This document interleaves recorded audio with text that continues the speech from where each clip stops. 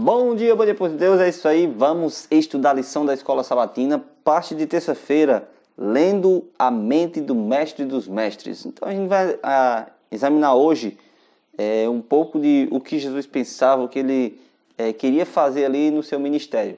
Para a gente compreender isso, a gente temos que ler as Escrituras, é claro. Os 4 evangelhos descrevem ali o seu nascimento, a sua vivência aqui na terra e até a sua morte, seu ministério todo ali. Mas, em sequência a isso, a gente vemos homens que decidiram segui-lo até a morte. E eles demonstraram ali o que o mestre ansiava que a sua igreja e o seu povo fizesse. E a pergunta da parte de terça-feira é: qual é a preocupação de Paulo em relação à comunidade cristã de Filipos? Está aí Filipenses capítulo 2, do 1 ao 4 versos 2 e 3.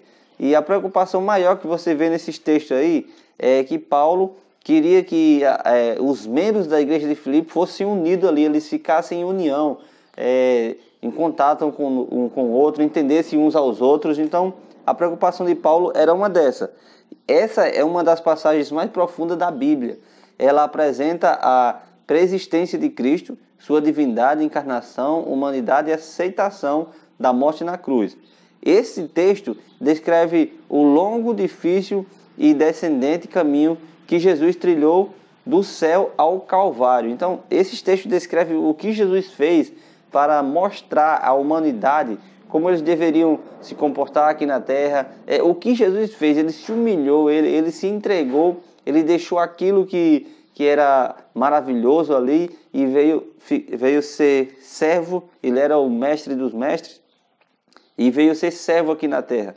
E Paulo está dando esse exemplo para a igreja de Filipe, que eles têm que aprender a viver em união, unidade um com o outro, amar uns aos outros. E esse conselho também serve para a nossa igreja nos tempos de hoje. Devemos abraçar mais nossos irmãos, amar mais, se preocupar mais, orar mais uns pelos outros.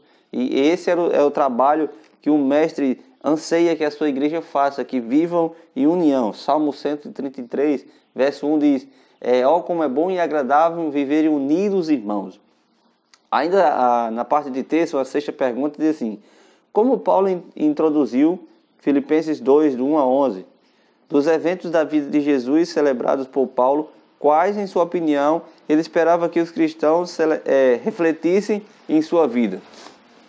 A lição descreve algo fascinante para cada um de nós. Ela descreve assim: Paulo esperava que os cristãos de Filipos, que eram inclinados a discussões, aprendessem com Jesus e com sua encarnação.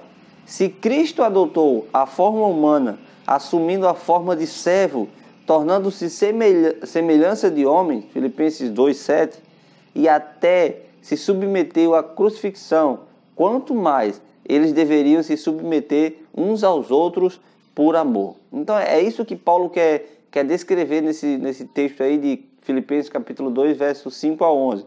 Se Cristo se submeteu à forma humana, ele sendo Deus, ele se submeteu à forma humana ali, e a ponto de se entregar na cruz por cada um de nós, Paulo está dando esse conselho: se Cristo fez isso, quanto mais nós temos que se humilhar, se entregar uns aos outros em amor, em carinho, e passar todo o respeito que deve ser passado.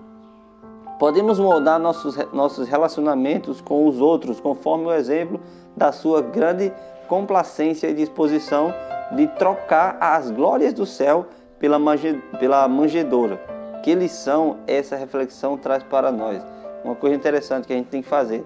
Cristo, ele tinha tudo, tinha as glórias celestiais, tinha a adoração dos anjos, a adoração perfeita, mas ele se humilhou a ponto de trocar a adoração de anjos, a trocar o ambiente e o cenário onde ele vivia, que era favorável para ele, e ele veio aqui à terra aceitar a adoração de pecadores, trocou o ambiente que era as mansões celestiais por uma manjedoura ali, e o cenário em que ele veio viver era totalmente desfavorecido para o lado dele. Então ele se submeteu, ele se entregou com um objetivo, que era salvar a mim e a você. E ele deixou um exemplo extraordinário. Muitas pessoas hoje, a maioria do planeta Terra, sabe quem é esse ser extraordinário.